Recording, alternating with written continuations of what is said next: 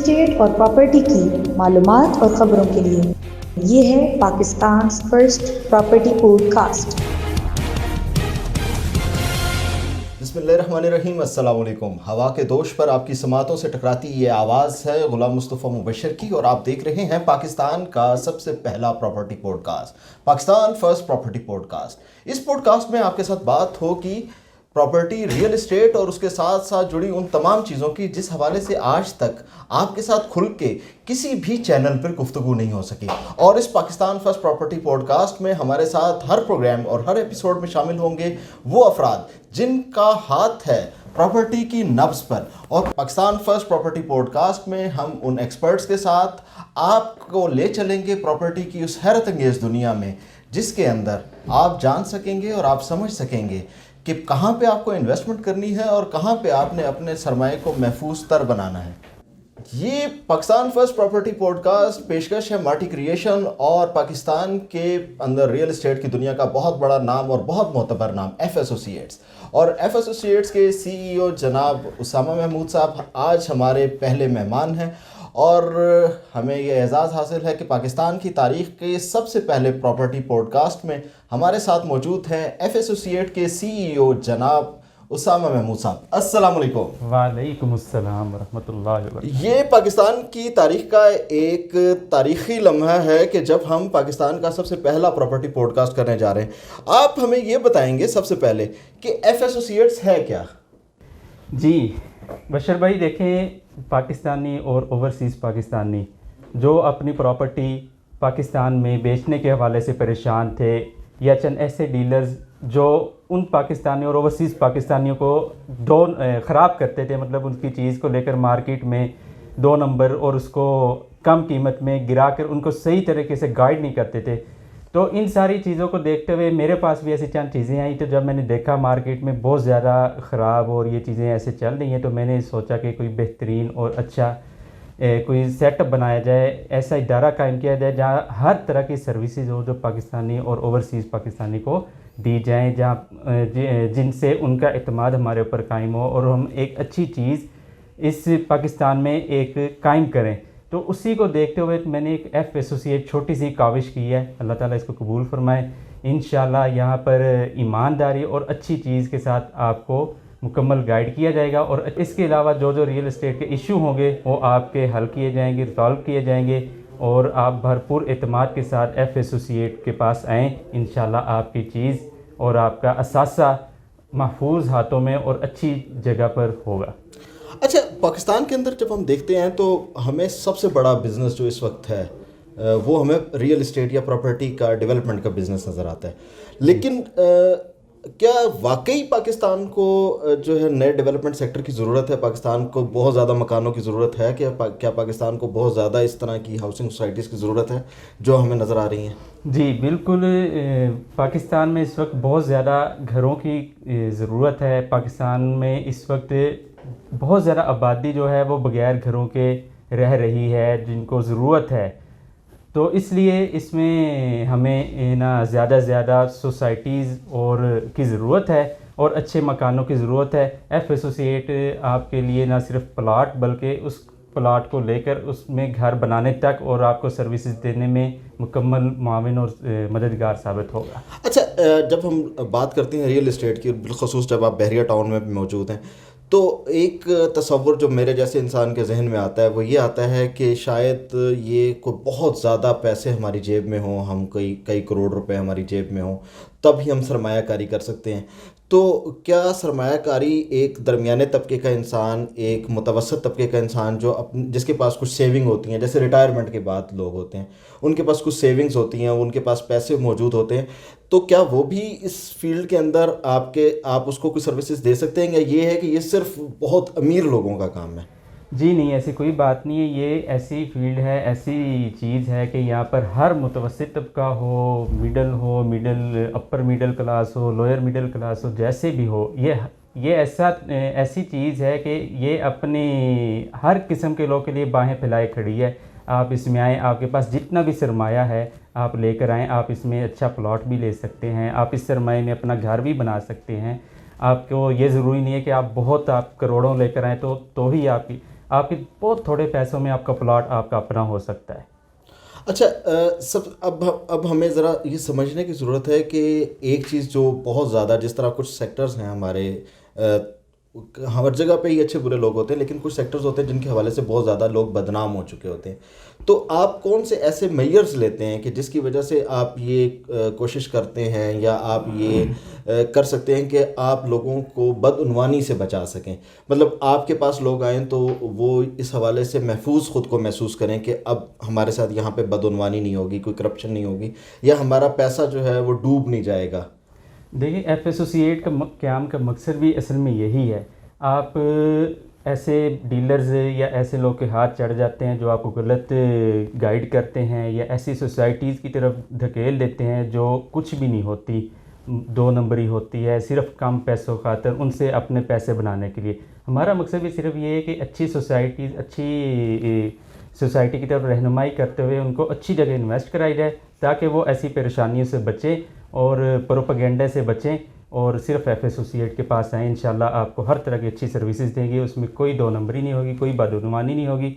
जो चीज़ आपकी है वो क्लियर आपकी ही होगी, बाद में भी आपकी ही रहेगी। और अगर आप उसको ना रखना चाहें, रीसेल करना चाहें, कुछ भी करना चाहें, तब भी एफ एसोसिएट की खिदमत आपके लिए होगी कि वो आप उसको अच्छे पैसों में रीसेल कराकर अच्छा प्रॉफिट आपको दिलवाएगी।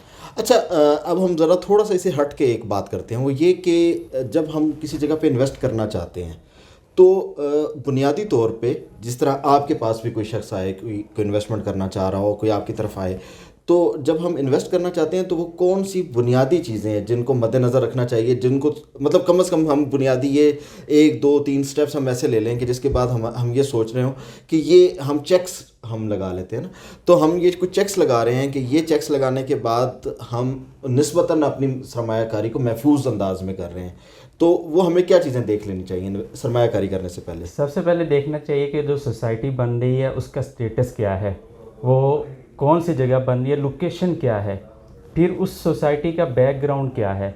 अच्छा, अब उस सोसाइटी की लोकेशन और बैकग्राउंड कौन बताएगा? वो वही बताएगा, एफ एसोसिएट आपको बताएगी।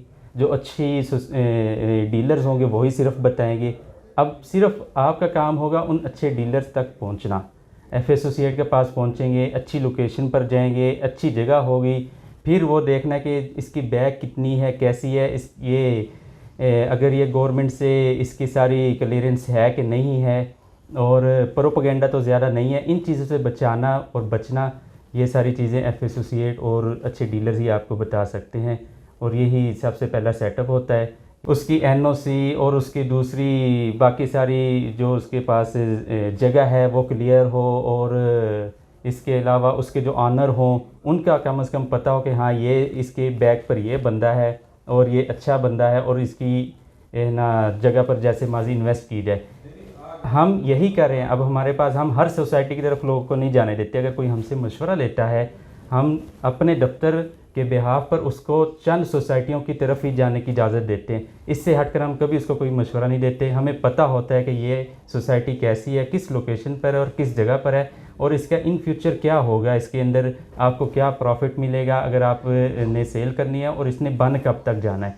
सोसाइटी का बनना और उसकी लोकेशन ये बड़ी अहम चीज़ होती है।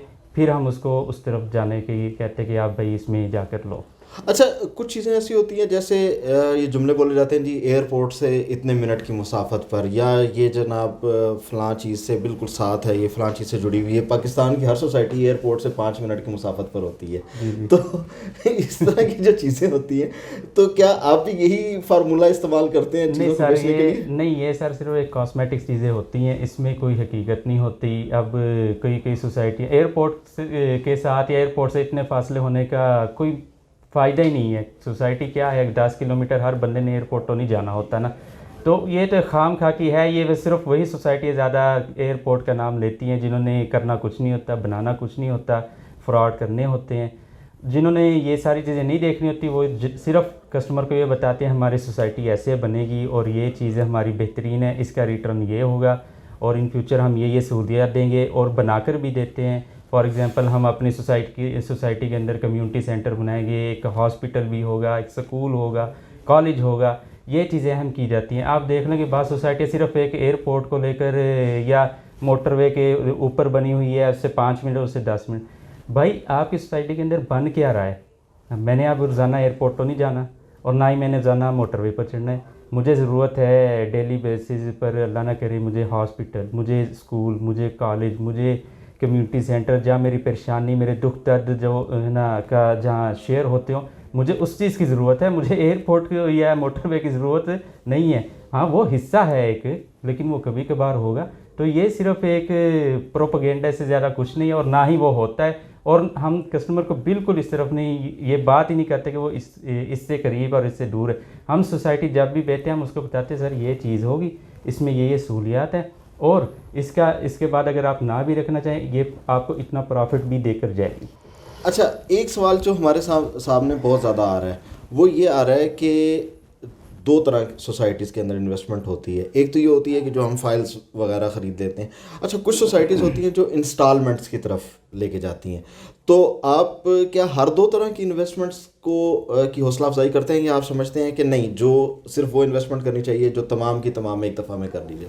नहीं, हम दोनों तरह की हौसला अफजाई करते हैं। देखिए कि असल में इसमें ये होता है कि हर तरह के लोग होते हैं। किसी के पास थोड़ी जमा पूंजी जमा की हुई है या कोई जॉब पेशा बंदा है, अब उसके पास कुछ भी नहीं है, तो अब वो अगर आता है तो अब उसको मायूस नहीं किया जा सकता। अब उसके लिए कहते हैं कि हम अच्छी सोसाइटी में इंस्टॉलमेंट पर चीज़ें होती हैं और वो 3-4 साल बाद आपका प्लॉट भी होता है, आपकी जगह अपनी होती है और जिसके पास अच्छी सेविंग होती है हम उसको कहते हैं कि आप जनाब पूरा प्लॉट एक ही यकमुश्ती लें। और जिसके पास गुंजाइश नहीं होती है उसको किस्तों में लेकर थोड़ा करके वो अपना प्लॉट भी बना ले और अपना घर बनाए। अच्छा, ये बड़ी आपने खूबसूरत चीज़ बताई। एक पाकिस्तान के अंदर एक तसव्वुर कराची की हद तक अगर हम देखें तो वो मौजूद था, लेकिन पाकिस्तान में एक ओवरऑल एक तसव्वुर मौजूद नहीं है हाई राइज बिल्डिंग्स का। कि पाकिस्तान के अंदर अमूमी तौर पे हम एक चार दीवारी के अंदर जहाँ पे हम कहते हैं कि हमारी अपनी ज़मीन होनी चाहिए और उसके बाद बस वहाँ पे मकान बने। तो क्या एक हाई राइज बिल्डिंग के अंदर भी हमें इन्वेस्टमेंट करनी चाहिए जो मल्टी स्टोरी बिल्डिंग्स बन रही हैं, बहुत बड़े बड़े प्लाजास बन रहे हैं, या ये मतलब ये हमें तसव्वुर बदलने की ज़रूरत है, या ये हमारा पुराना तसव्वुर ही दुरुस्त था कि बस वो मकान ही बनाना चाहिए जहाँ पे जो 10 मरले का मकान है या वो ज़मीन के ऊपर बना हुआ? देखिए जो हाई राइज ना उसमें हमें ये जो आइडिया है लोगों का कि इसमें इन्वेस्ट करनी चाहिए या नहीं करनी चाहिए, लाजमी करनी चाहिए, ये बहुत अच्छा इन फ्यूचर रिटर्न देगी और पूरी दुनिया इस तरफ जा रही है। ये कोई पहला मतलब पाकिस्तान में बहुत कम है लेकिन ओवरऑल पूरी दुनिया में आप अराउंड अबाउट देखें तो आप गल्फ़ देख लें या यूरोप देख लें, बड़ी बड़ी हाई राइज बिल्डिंगें हैं, लोग उधर रह रहे हैं और अच्छी सोसाइटी और एक पूरी सोसाइटी भी बन जाती है। आप देखिए एक हाई राइज के अंदर एक फ्लैट भी होते हैं, शॉपिंग मॉल होते हैं, मस्जिदें और भी सारी उसकी मतलब पूरी कम्युनिटी सेंटर का भी अब कम्युनिटी सेंटर कह लें तो वो हाई राइज वही होता है। आप रह भी रहे हैं उधर, शॉपिंग भी कर रहे हैं उधर, हर चीज़ कर रहे हैं, आपका दुख दर्द सारे दाएँ बाएँ आपके पूरे एक बन जाता है वो कम्युनिटी सेंटर टाइप। तो बाकी ये है कि इसमें फिर ये आ जाती है कि बाज़ लोग सिर्फ फ्रॉड करके हवा बेच देते हैं और होता कुछ नहीं है।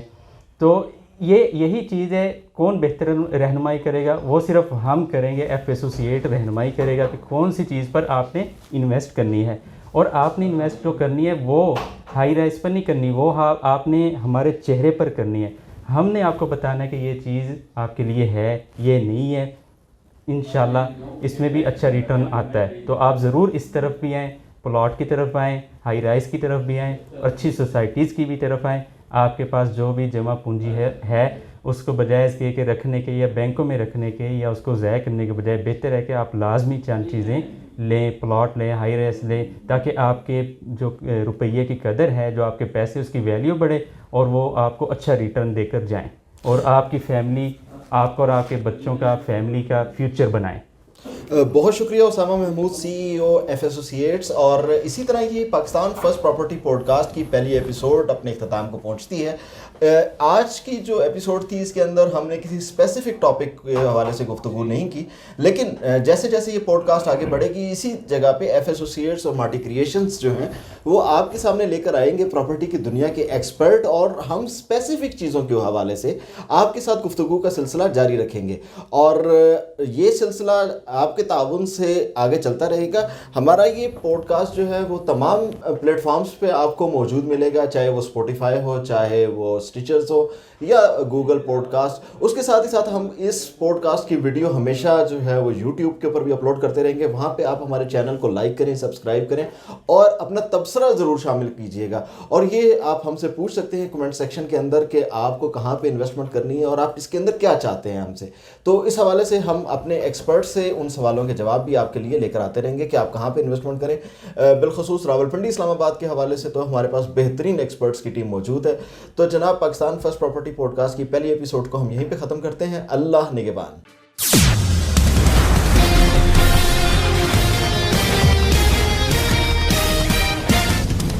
रियल इस्टेट और प्रॉपर्टी की मालूमात और ख़बरों के लिए ये है पाकिस्तान फर्स्ट प्रॉपर्टी पॉडकास्ट।